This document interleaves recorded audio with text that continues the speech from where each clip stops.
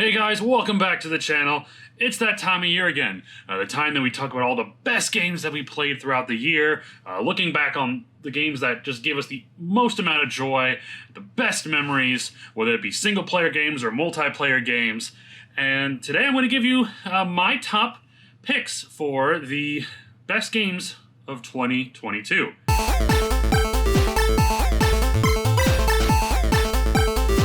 Now, of course, these are all my opinion. These are all games that I personally have played, have beaten, for the most part, and just games that gave me the most amount of joy and happiness this year. And to be honest, looking back on this list while I was making it, I was blown away by how many great games came out in 2022. Now, you're probably wondering, Phil, why are you wearing a fancy see-through white shirt? Well, because I had an interview today, and I really just want to make this video. And I thought, why not dress for the occasion? But anyway, here are my picks for the top games of 2022. Now, I want to start this off a little differently. I wanted to do a top 10, but I played a lot of games, and I just couldn't put all the games I wanted to in that top 10. So, I'm going to start this off a little differently with the top 13 best games I played this year. Now, games 13 through 11 are going to be pretty quick because I never finished them, but I really enjoyed them. So, here they are. Number 13 on this list was Splatoon 3. This was my first ever entry into the Splatoon game series, and I really enjoyed it. I was going to get Splatoon 2, but then they announced Splatoon 3, and I was like, I might as well wait for Splatoon 3. Honestly, I probably have about 4 to 5, maybe 6 hours into this game. Played a little bit of the story, but mostly focused on the multiplayer. And I really enjoyed my time with it. I definitely want to hop back into it sometime. But just so many games that I was playing, I just didn't have the time to put into it that I really wanted to. But I felt like it at least deserved a spot on this list. That's why it is number 13. Number 12 on this list is Stray, a game about a cat. And as you've seen from my other videos, I have cats. I love cats. So I had to play this game. Not only did I have to play this game, but it was very different than what I was expecting. I thought it was just a cat simulator, like traveling around, jumping on buildings, parkouring, stuff like that.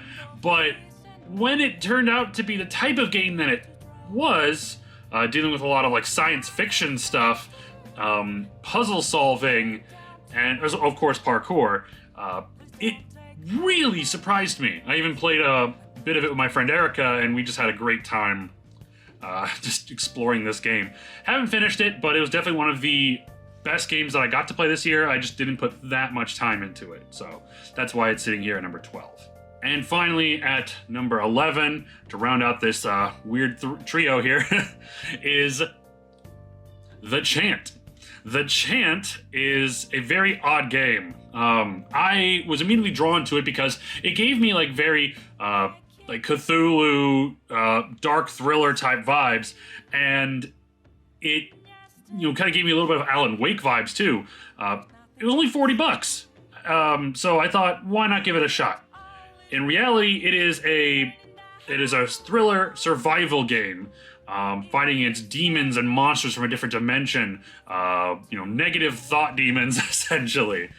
It was a really interesting game, but it was fairly short. I probably ended up beating it in about 5-6 hours. It was making close to 7 hours with how much I kept dying because some of the bosses were a little difficult. The game also just kind of looks off. The graphical style of the game, you could tell this was a budget title, but the world was full of lore that upon reading, I would just get immersed into the story and the background of these characters. Sometimes they really did stupid things, which is why it is so low on this and didn't make the top 10, but it was a nice palate cleanser, And I definitely recommend this game if it is on sale, anywhere from like $30 below. $20 is probably the good sweet spot for it, but I would definitely check out The Chant when you have the chance. All right, now this is the official top 10 list of my personal favorites of 2022. This list was very difficult to do, and I'm still trying to figure out the right placements. And I feel like probably after I film this video, I'm gonna be like, shit, I should have put this one here and this one there. But I need to put this out before the end of the year. So, to start this off, my number 10 would be Soul Hackers 2. Now, this game, I've never played the original Soul Hacker. I did end up picking up a copy of Soul Hacker on the DS, but I haven't really had any previous history with the franchise. It is a Shin Megami Tensei game, though, and of course, I love me some Shin Megami Tensei. The game is your bare bones. I shouldn't even say bare bones. The game is essentially your standard Shin Megami Tensei game, and that's fine. That's great. I feel like paying $60 for this game, I am getting all of my money's worth. The game has really interesting characters, and the plot is definitely keeping me busy. It's keeping me hooked on wanting to know more about what's going on. The reason it is so low on this list is because I've only put about maybe 10 hours into it before another game came out that got my attention. I really do want to hop back into it, though. That is why it is number 10 on this list. But like I said, the interesting characters, fun gameplay, dungeon crawler aspect, and I know Shin Megami Tensei games have a great story, so I'm very excited to hop back into this one, but for now, it is number 10. Alright, number 9 on this list is Dying Light 2. Now, it hurt to put this game this low on the list, but to be honest with you, I got bored. I put probably about close to 30 hours into this game, and I felt like at that point I was pushing myself to finish this game. And I gave up. I think there's such a thing as too much of a game, too much bloat. And it really, at the end of the day, felt like this game was just an errand simulator, running to and from, parkouring across the city to finish up quests and jobs, and it got to a point where I was bored. I didn't care to really continue playing it, but the things that it does right, it's a very pretty game. The parkour is fun. The zombie killing is fun, though I do believe that the first Dying Light looks a little bit better in certain aspects, but the new additions to this game, like the glide mechanic, some of the newer combat features, it definitely is an improvement in a lot of ways, but it also feels like a regression in a lot of other ways. I still think the game is good. It just, me personally, I really wish they had wrapped things up earlier than that. But it's just one of those games that maybe too much game is a detriment. And I know that's super weird because I say the more content a game has, the more the game is worth your money. And I agree, this game is absolutely worth your money. It's just too bloated for my taste. So that is why it is at number 9. Number 8 is a huge disappointment to me, and that is The Quarry. The same company that made the Until Dawn and the Dark Anthology games. This essentially is the spiritual successor to Until Dawn. Has an amazing cast of celebrities that play these characters, and I don't know what happened. The dialogue in this game is some of the worst dialogue that I've ever heard from the Dark Anthology and the Until Dawn team. It's cringe. I know, like, these characters are meant to play like the teenagers or early 20 characters. They don't look like they're in their early 20s, but these are all supposed to be teenagers. Trying to figure out stuff. I think they're teenagers at least, trying to figure out what they want to do after college and whatnot. So they might actually be college kids. Who knows? The game has a really interesting premise. What is happening? What is attacking these kids in the in this campsite? And when you find out what it is, my first thought was, oh, okay, those sure look like Wendigos, but they aren't Wendigos. That's the only hint I'm giving you, for those people that haven't played the game yet. But basically, the game I fell for it. I feel like I fell for it again, which was these games saying every choice you make impacts the game. And to a certain extent, yes, but not enough that I genuinely felt like playing the game a second time. I ended up playing the game once through on my own and then started another playthrough with my friends Maggie and Travis, and we were having a lot of fun just picking out the different options that we didn't do in our own playthroughs. But we also noticed that a lot of things that we would do the opposite of, the same outcome would happen. Or certain characters would die from the dumbest choices. And it just felt, I don't know. There are certain things I felt like they could have done better. But it's weird that like their last endeavor, House of Ashes, budget version of their standard multiple choice game, I felt like was a better game than The Quarry. Sure, The Quarry was way prettier, but I don't know. At the end of the day, I just felt that game was meh at best. Hit it up on sale. It's a fun game to actually play with your friends. Once you, like, if you get a group of friends, you can each divide out who plays or who controls a certain character, and you can play a game like that. That sounds awesome, and I kind of want to do that. That way, one person is in control of one character, and they can either kill that character or do their best to make them live.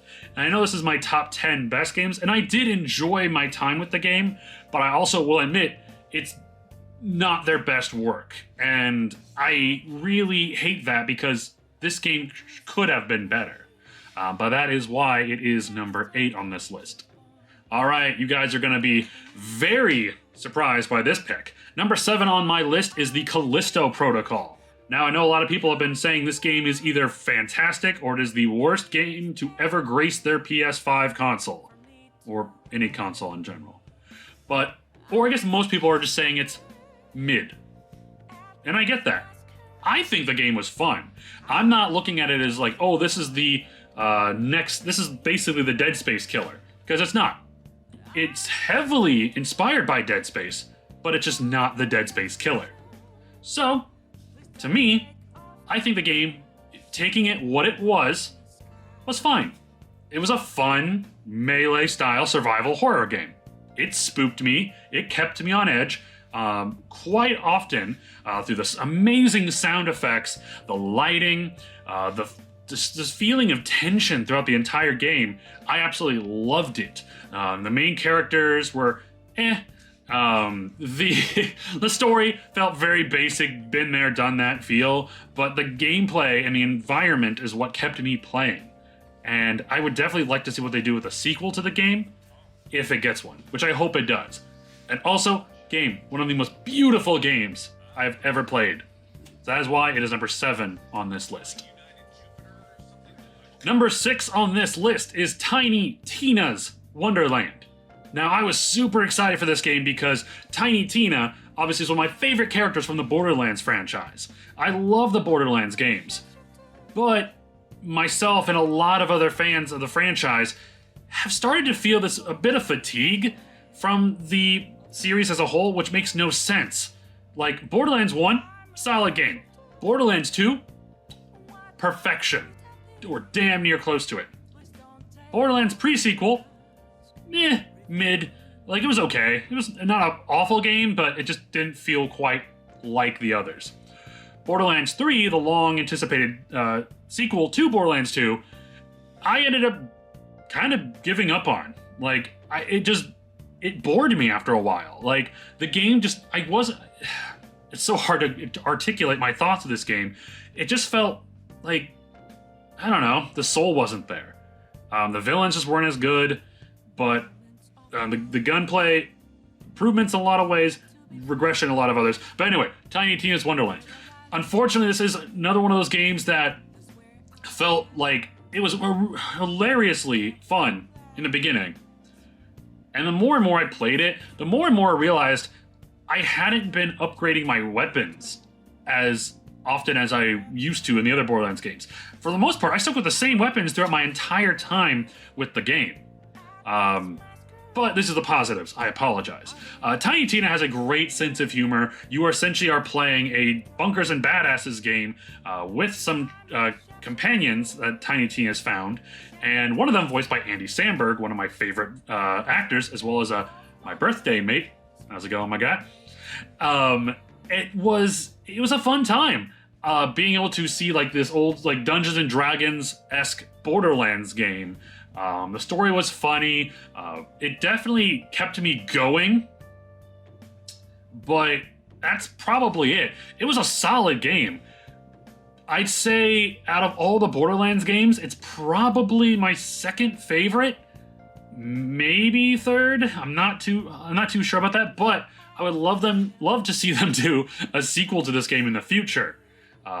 Just keep doing some amazing writing, hilarious writing, please. We need more comedy. This is a Borderlands franchise. Comedy is king here.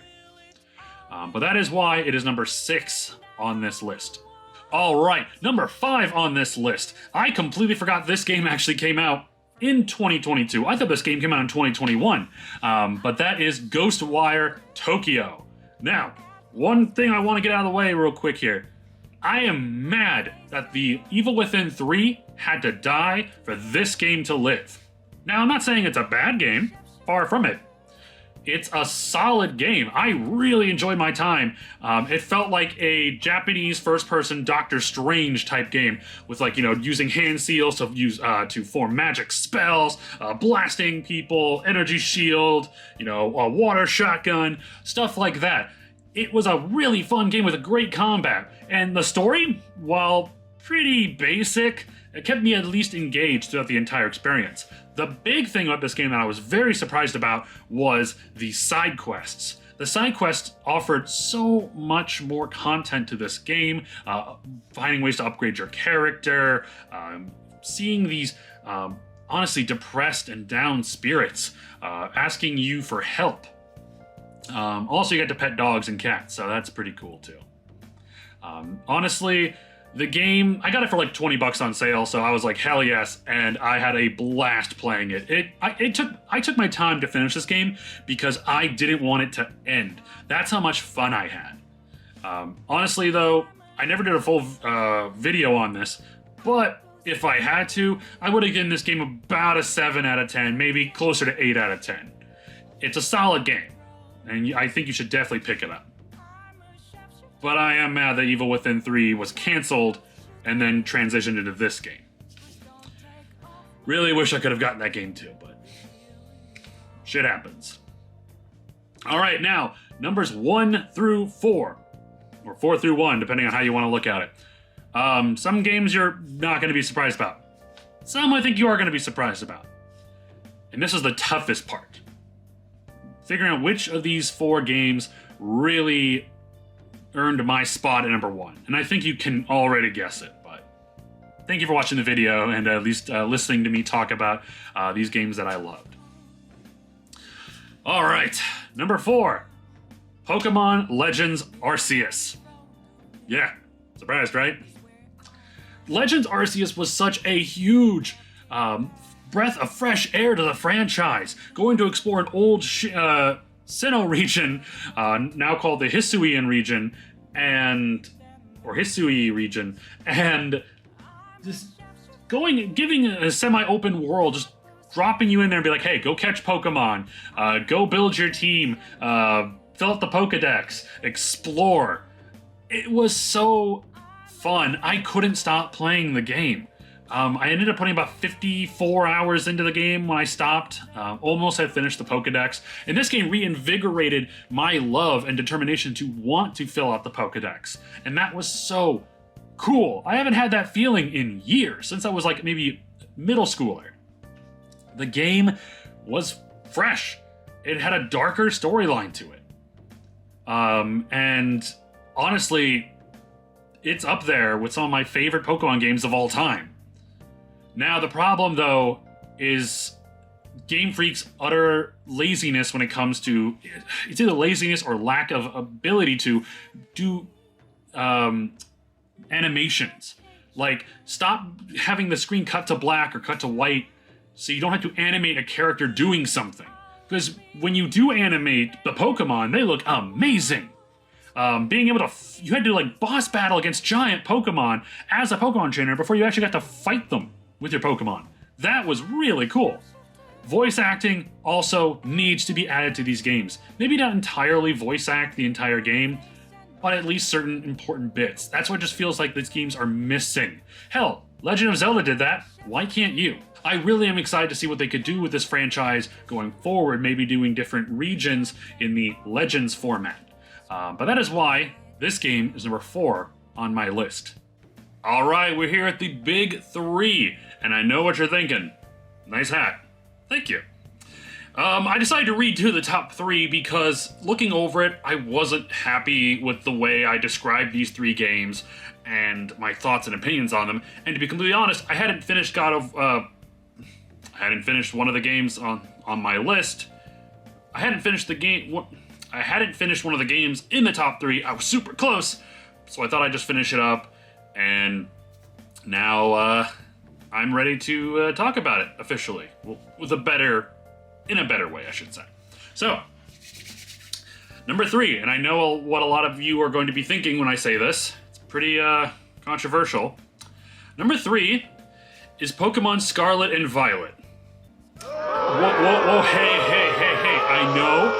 I know. I totally understand. You're thinking, Phil, what the hell are you doing? That game's a buggy, absolute glitch fest of a game. Why the hell is it this high on the list? Well, I'll tell you why.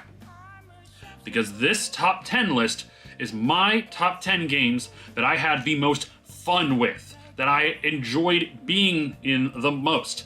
And Scarlet and Violet's world, the region of Paldea, was incredibly fun. I remember when the game came out, me and some buddies got together and we played the game for hours on the day it came out together.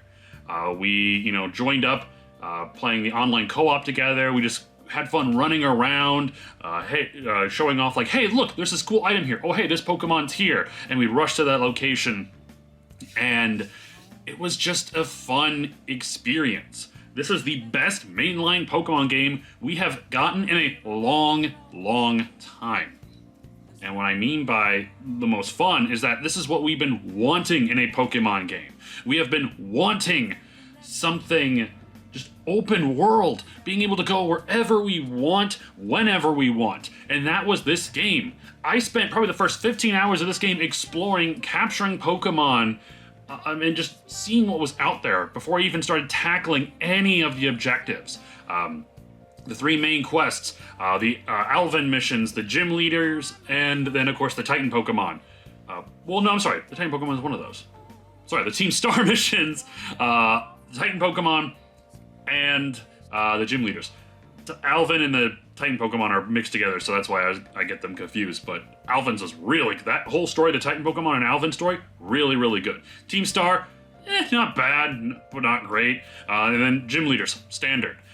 Now, I get it. The games are glitchy. The games are, for the most part, copy and paste and cut corners. I get that. But I'm not trying to blame that on, Game Freak and Nintendo. But what I mean by that is 3 years they were making Legends Arceus and Scarlet and Violet. And that's so crazy that back when Legends Arceus came out, we were all thinking, wow, this makes sense why this game is not the best looking and kind of feels bare bones, after you beat the main game, is because they're putting all their time and effort really into making Scarlet and Violet. Man, does that feel really bad to look back on right now, because these games are worse when it comes to the glitchiness and the bugs and just not feeling complete. The game is not optimized correctly. It can run on the Switch just fine when it's overclocked, but I agree, the games are glitchy as hell, and really, this is a message to Game Freak and Nintendo. Stop releasing games every 3 years. We can wait longer. Or hire more people. The fact that Game Freak only has 160 employees around there, and they're tasked to make such huge games, no wonder this game came out buggy. Because they're on a deadline. Either hire more people or extend the deadline. Those are your 2 options, Nintendo. You have to choose one. I don't understand why you don't hire more people. But of course, because the games print billions of dollars, I can understand why they don't, which is unfortunate. But all the good that came out of these games, the Terra Raid battles, the online competitive scene, just exploring the region, I'm still exploring the region. I put like well over 60 hours into the game. I'm just having fun, and I'm super excited to see the DLC options they have in the future. Hoping it is the Kalos region DLC that everyone's been theorizing. The ending to the game, like the after credit end game content, was some of the best end game content we've gotten in a long time as well. So, with all that said and done, this is why it is number 3 on my list. All right, it's time. The top 2 games, my personal games of 2022. Now, with all the long list of games that came out this year, what 2 games could possibly be up there? And what game is going to be my number 2, and most importantly, number 1? This was a tough one for a while. But after finishing both games throughout, I can say which game full-heartedly deserves number 1, but also deserves number 2, the runner-up. God of War Ragnarok is number 2. So, God of War Ragnarok is a good game. It is a beautiful game. It is some of the better storytelling in games nowadays. And I think Santa Monica Studios does an amazing job. Now, but there's a reason why it's number 2 and not number 1. To be honest with you, a lot of problems I had with the I almost said original, the 2018 God of War reboot found their way into this game. The combat needed an overhaul, and while it did get a pretty sizable overhaul, a lot of the problems did not get addressed. The biggest one being boss fights with multiple bosses. It just doesn't work with this camera. And I cannot tell you how many times I wanted to throw my controller against the wall because the combat is just not as good as it should be. Sometimes it's beautiful. Sometimes it's awful. Not only that, the characters and the story in this game, to be honest, didn't really make a whole lot of sense. At least to me. It felt like things were happening for the sake of just pushing the story through, and it didn't feel like natural. It didn't feel like the story was naturally progressing in this way. Characters, I think, did some really stupid things, namely Atreus being incredibly annoying in this game, demanding all these answers, and it just really didn't. I felt like there was no payoff. There were a lot of characters that in my opinion, just got the shit end of the stick. And after playing the game and finishing up the main story, doing a bunch of the side missions, side quests, stuff like that, I can say this game is great, but it's not better than my number 1 pick. Now, like I said, this game is still beautiful. The graphics, the character models, the epic one-on-one boss fights with some of the characters like Thor, Odin, Heimdall, and just, a lot of these amazing boss fights. They finally also added in bigger-than-life monsters to fight for boss fights, and that was amazing. The enemy roster was a lot more diverse, and that was one of the biggest complaints when it came to the 2018 version. But I can't help but feel about a lot of this game is just cut and paste. But that's not necessarily a bad thing, because I loved God of War 2018. With all its problems, I still think God of War 2018 is a fantastic game and one of the better God of War games. And I say the same thing about Ragnarok. But without getting into spoilers, there's a lot of things I have a problem with in the story. But I have to admit, I spent hours just exploring the 9 realms. Seeing what was there, what was treasure, bosses, whatever the case may be. I just had so much fun exploring this world. And I think I had more fun exploring the world than I did, playing the actual mainline story in a lot of parts. In fact, there were times where I would just set the controller down and browse on my phone because I was bored. At least near the beginning. And I know this is crazy that I'm talking all these negatives about my second best game of 2022. But it just shows how much fun I had exploring the game and how much love and effort was put into this game. And they did fix almost every other problem that I had with the first game in this one. The combat's not great. The camera's not great. It's just, there's a lot I could go into. Maybe I could go into making a whole video about why I don't like God of War Ragnarok as much as I was hoping I would. But I think overall, it's a great game. You should play it. Maybe my expectations were a little much. Maybe I was hoping for something more, and maybe I'm just not appreciating what was there. You know, what I got, but I still think the game is fantastic, and it is one of the best games that was released this year, for me personally. And of course, that leaves us with the #1 game of the year.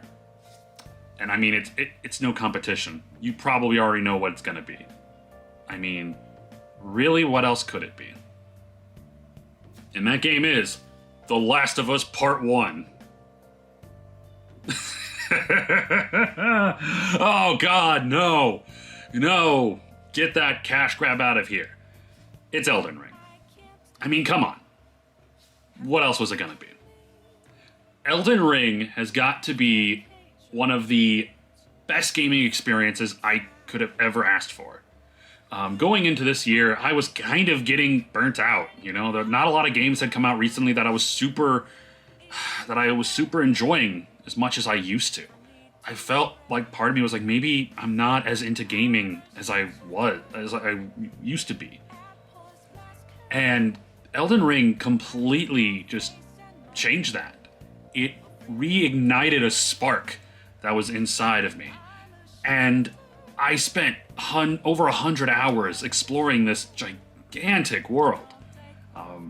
When I thought like, wow, this game is huge, you know, just being on the surface level. And then when I found out there was an underground world as well, that was almost as big as the above ground.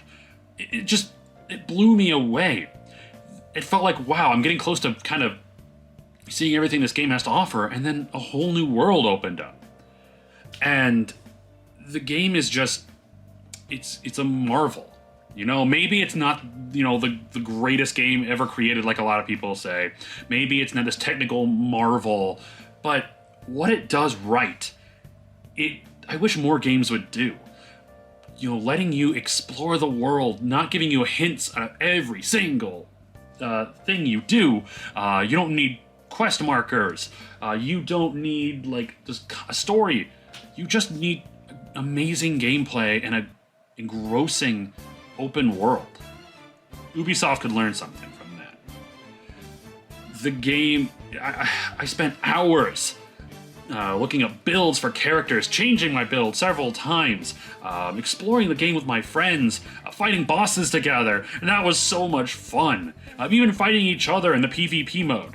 Plus, they just added in a brand new Colosseum PvP DLC for free. Not many games do that. Not many big AAA games give you anything for free anymore. In this game, the absolute value you get out of it is unmatched in my opinion. At least when it comes to single player type games. It has now become my favorite FromSoft game. Bloodborne was the #1 game before, but this just ekes it out slightly. The game is just amazing. It reignited my love for gaming, and then it just continued this year. You know, Elden Ring is what every game should strive to be. You know, just a game that reignites your love of gaming and just bringing back that excitement to explore a world. But anyway, those are my top 10 games of 2022. Thank you guys so much for watching this video. Let me know what your opinions and thoughts are in the comments down below, and I will see you in the next video. Take care.